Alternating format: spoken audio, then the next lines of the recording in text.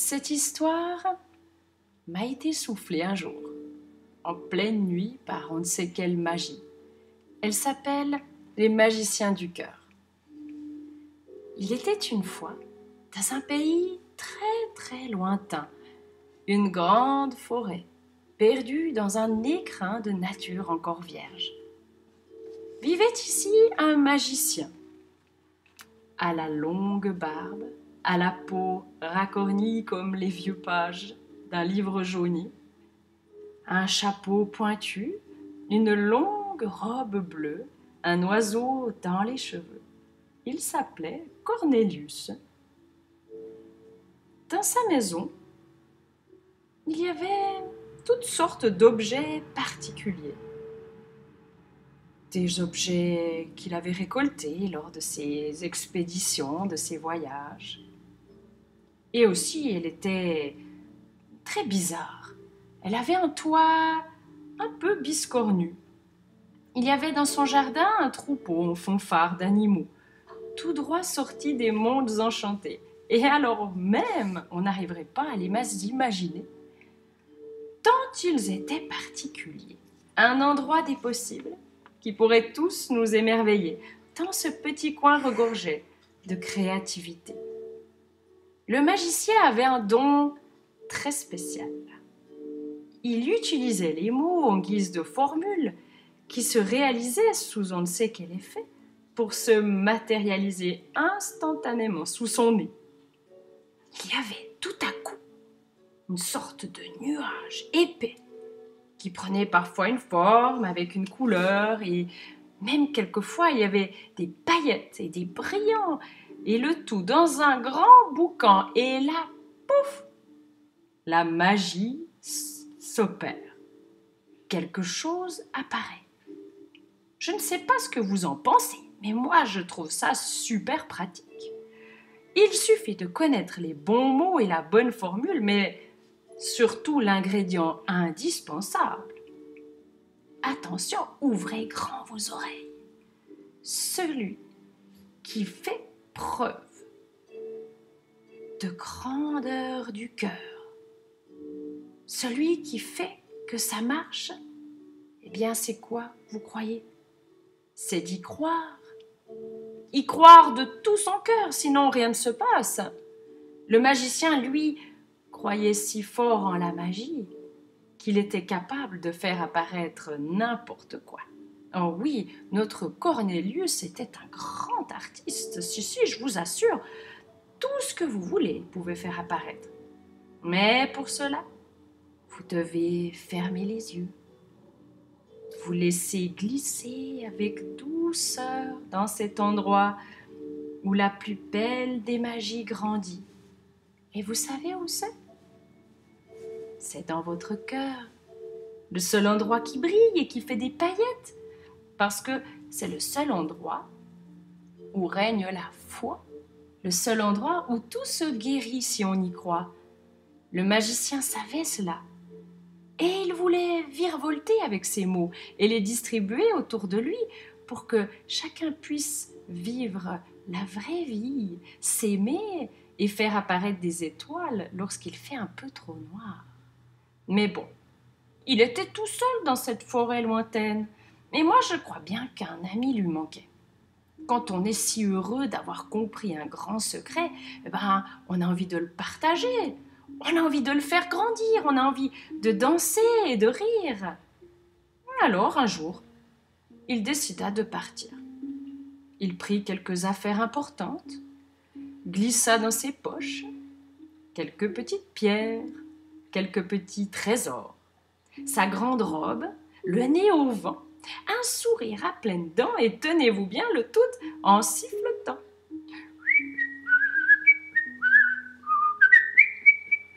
Un coup, un sourire, un coup, un refrain, marchant de ci de là à grand train.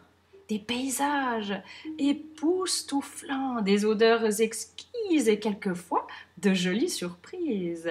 Oui, des fleurs en forme de sucettes, des arbres avec des girouettes, des pommes toutes violettes.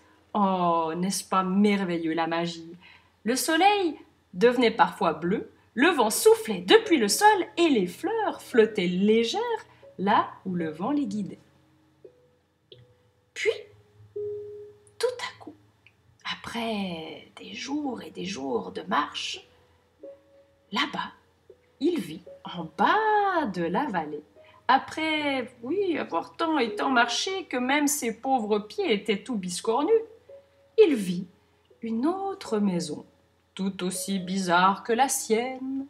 Oh oui, un jardin avec des légumes qui avaient l'air délicieux, des tomates en forme de cœur, des courgettes en forme de chouette et des aubergines qui sentaient l'abricotine. N'est-ce pas rigolo tout ça? Fouinant dans tous les recoins du jardin qui formaient un cercle parfait, on aurait pu dire que ce n'étaient pas des recoins, mais plutôt des arrondis qu'il fouinait. Il fouinait de droite et de gauche, s'imprégnant du lieu, avec ce petit air curieux de savoir, tiens donc, qui pouvait bien vivre ici.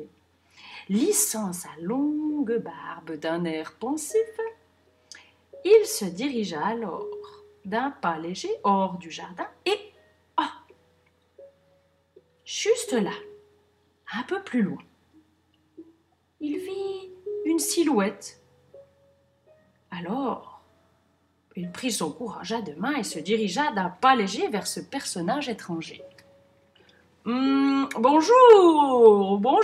je suis parti en quête d'un ami. » La silhouette se retourne. Le magicien en reste bouche bée, par tant de beauté.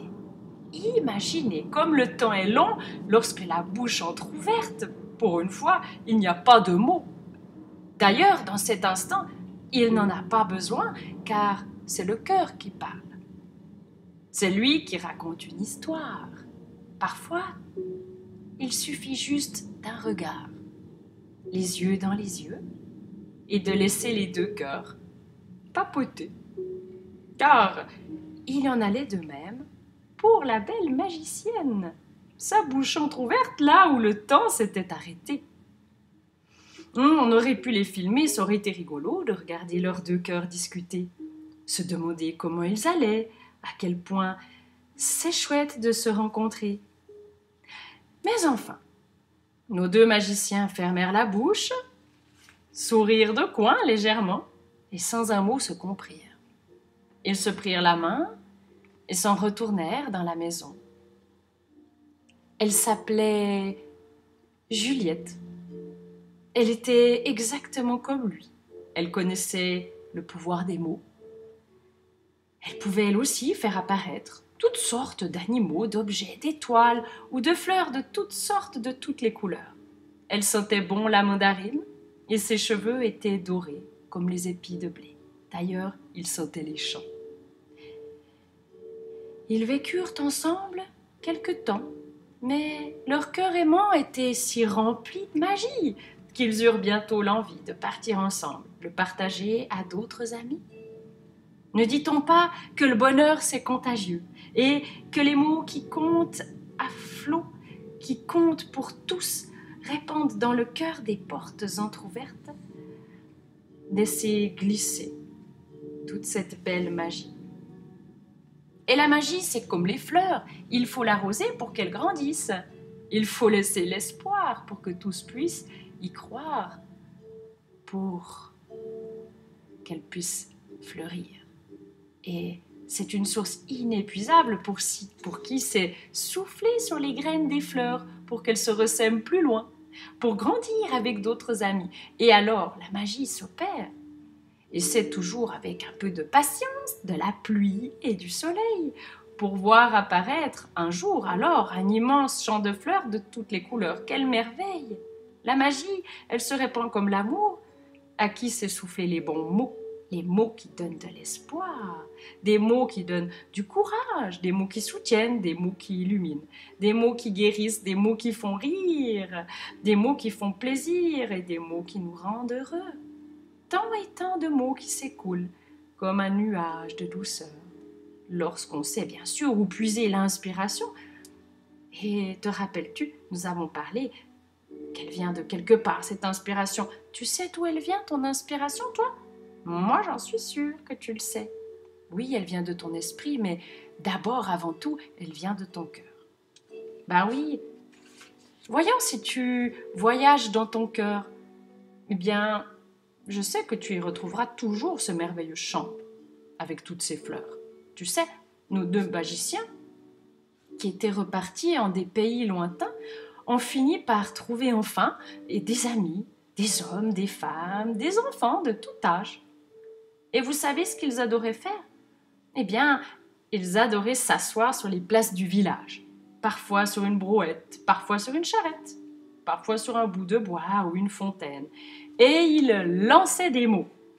Bien sûr, il y avait une combinaison très spéciale pour pouvoir faire la magie, pour que le nuage de couleurs apparaisse et pouf, d'un coup, cette couleur, ces étoiles et ces paillettes apparaissaient ici comme un miracle, et les gens voyaient sous leurs yeux ébahis tout ce dont ils avaient besoin.